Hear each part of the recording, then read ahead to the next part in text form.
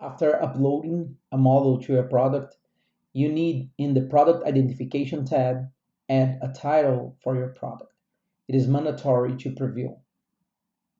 And also mandatory, you need to generate a thumbnail that you could do like clicking on the generate thumbnail that will automatically take a photo of your editor window, or you can upload your own thumbnail directly as a file.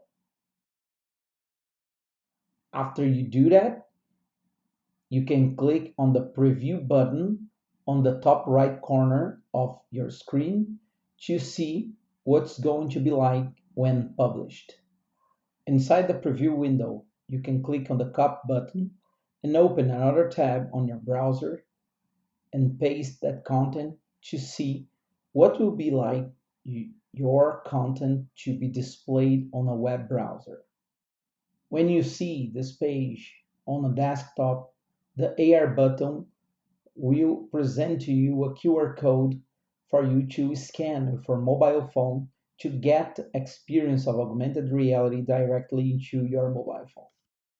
The same QR code you will find directly into the preview window, also hitting the AR button.